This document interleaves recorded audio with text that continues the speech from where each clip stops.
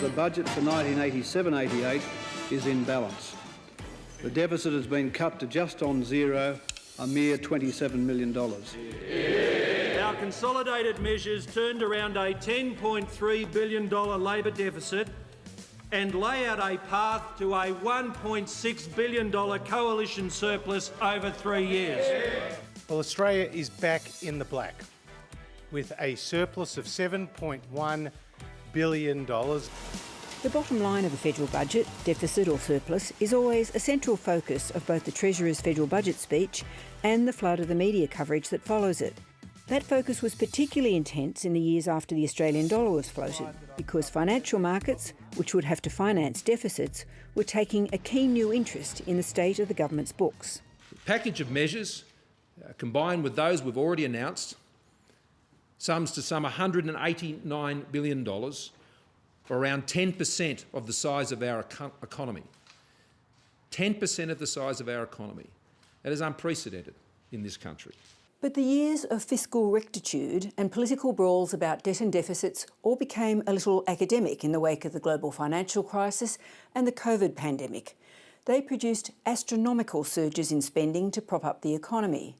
In 2020, the budget deficit for that year alone was forecast at $230 billion. But predictions of budget deficits can change rapidly. For example, the 2020 budget predicted that $230 billion deficit would only shrink to $100 billion by 2022. But in 2022, in the first Chalmers budget, the 2020 deficit had been revised down to $137 billion, and the 2022 deficit was more than halved to just under $50 billion. The latest budget update shows that the 2022 forecast of a $50 billion deficit actually ended up as a surplus of $14 billion. One thing we do know if we look at the past is that these numbers can change, and they can change quickly. So you can have deficits as far as the eye can see, and then they turn into a surplus because of factors sometimes outside of our control. Australia is a small open economy, means that commodity prices, as an example, is something that can switch the budget position quite quickly.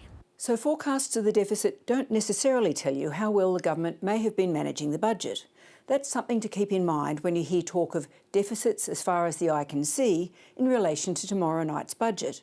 But the focus on a long line of deficits does have a purpose. What's really important about this idea of deficits as far as the eye can see is it should focus our attention on the underlying structure of the budget.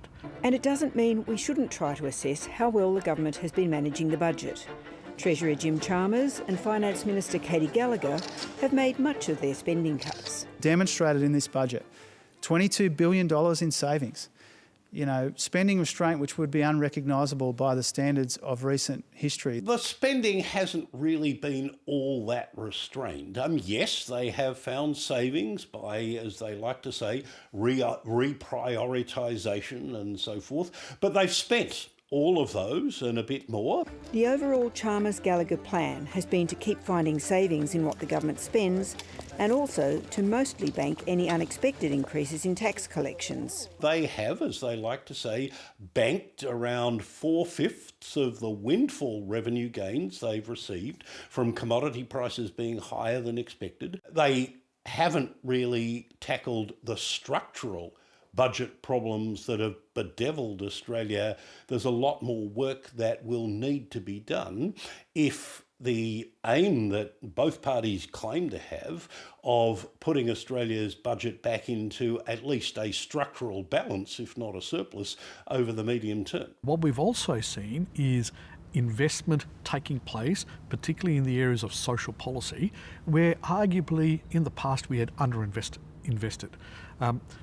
And so what they're having to deal with now is, well, if we've underinvested in the past and now investing to right that, how do we balance the budget? How do we make sure the budget is sustainable?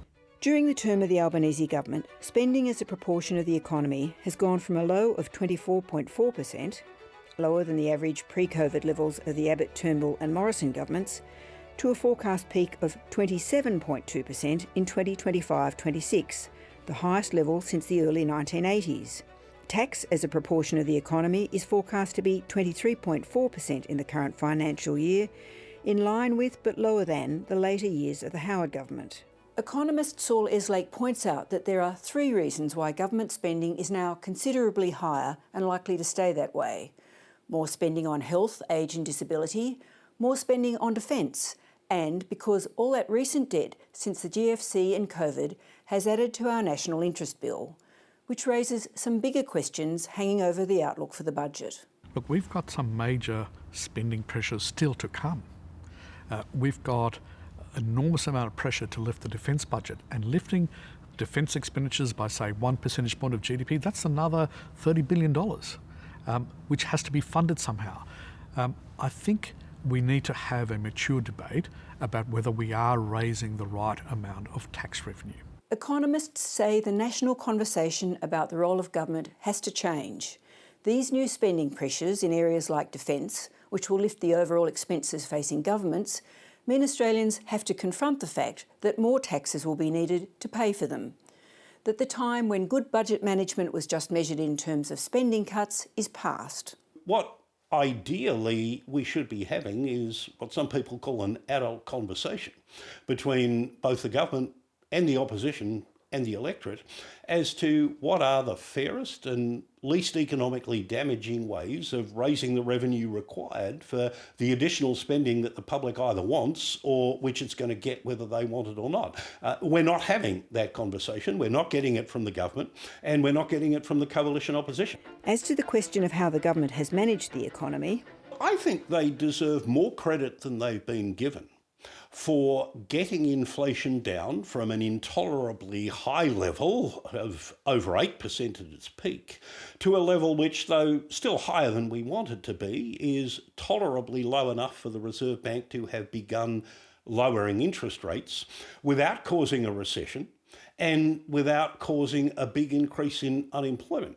it's hard to think of a budget about which such low expectations have been set by the government of the day.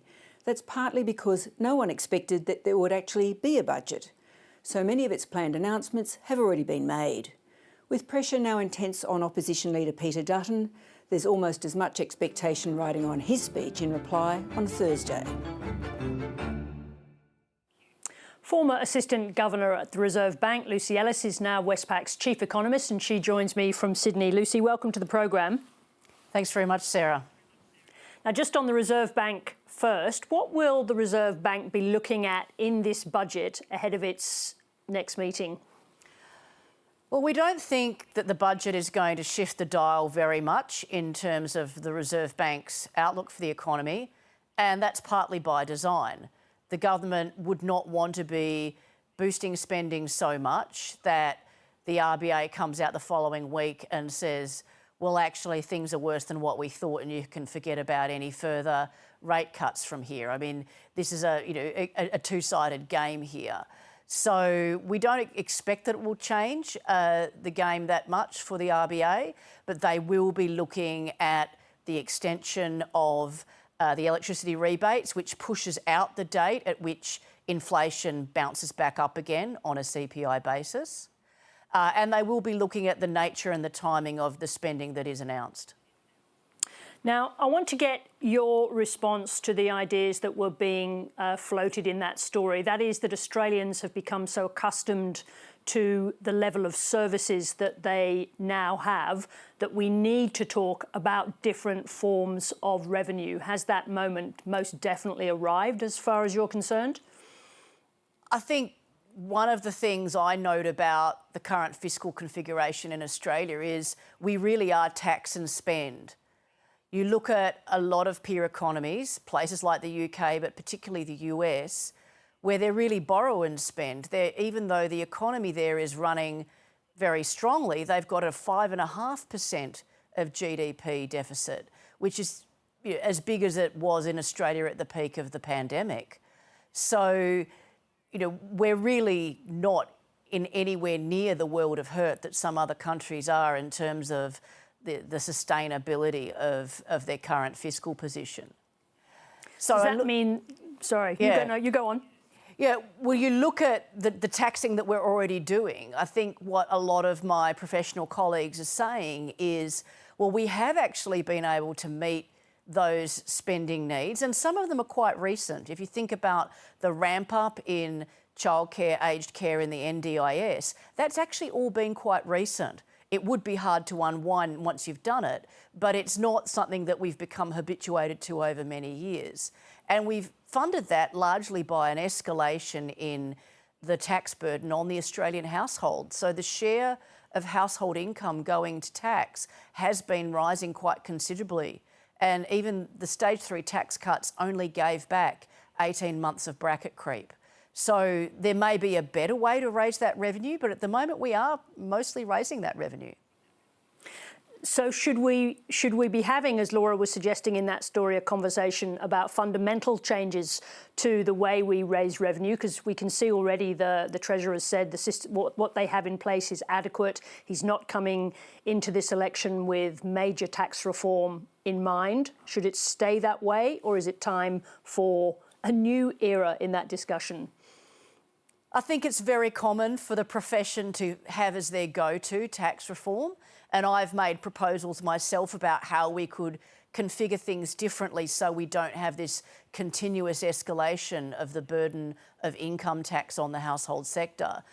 But I think if we roll back to sort of a deeper level of the conversation, that is, what is the right size of government? What should governments be providing? Defence, obviously. We do want to support our elderly, our disabled citizens and young people better. Those are things that we've decided as a society to do. But are there things that maybe we should be involving the government less in so that we can make room for those other priorities? Now, we will also see forecast numbers on the state of the nation's productivity, the engine of the economy. Why are those numbers so important? Well, it's twofold. There's the real reason and then there's the discourse reason. The real reason is that in the end, our living standards depend on our ability to add more value for every hour that we worked, because that's all we mean by productivity. It's value added, or GDP, divided by the total hours worked. It's just stuff divided by time. And so fundamentally, if that's not rising, our living standards can't rise overall. I mean, other than, if people decide to spend more, pay more for the things we export. So if our terms of trade is higher, that's an income boost to us. But without that productivity growth, there's no real long-run growth in our living standards. So that's the real reason. But of course, there's the discourse reason as well. And there's a belief in the political discourse in Australia that productivity is something the government does to you, and that what we need is for government reform to make us more productive. And I think this is something I railed against in my old job as well, that actually productivity is just stuff divided by time. It's about the innovations we adopt, it's how we organise our business models, it's the kind of investment that both businesses and governments do. And we need to get away from the idea of waiting for governments to reform as if that's the only thing that makes us productive. It isn't. Does that mean that more of the burden should fall on business to drive that change in our productivity numbers? I think when we talk to our corporate customers, that point is well understood, but they would counter with the point that there are things that governments can do to make things easier in terms of the difficulty of complying with regulation, and in particular with the slowness of approvals for things. We know that one area where there is a genuine productivity issue, as the Productivity Commission recently revealed in a report, is the construction industry. While the overall market sector is actually doing okay in terms of productivity and in terms of productivity growth, there is a worldwide phenomenon where construction sector productivity has been on the decline for about 20 years. We're not alone in this, and in fact, Australia isn't even the worst, but that's one area where governments can assist in terms of the regulatory architecture that they impose on that industry. I want you to do something for me, which is briefly explain, so people have a background for the news that they're going to get tomorrow, how we got from 2 surpluses to what are described as endless deficits. Well, the government budget is all about revenue versus expenses. And, as was mentioned in the story that we've just seen, Treasury typically has a very conservative estimate about what's going to happen to commodity prices and therefore how much profit our large iron ore miners are going to make and therefore how much they will pay in corporate tax. So there's always a pleasant surprise on that front, but we think it's going to be a smaller surprise from here. There just isn't that uplift from here. We know that both the volume of iron ore exports is pretty much capped out. And given that China has reached peak steel, it hasn't grown its steel production for the last 4 years and we don't think it will, that means there isn't sort of an uplift from there and the price will eventually start to fall, although perhaps not as sharply as Treasury typically assumes. So there's always a pleasant surprise on the revenue. So what they're forecasting today will be a little bit smaller when we actually come to the outcome. And then, of course, on the spending side, we have had this really big ramp up in particularly the NDIS, but the other cost of living spending measures that are quite understandable given the pressure that the Australian household sector's been under. Bless you, Luci Ellis, for doing that so succinctly. Look forward to talking to you again after tomorrow. Thank you for joining us. Thanks very much, Sarah.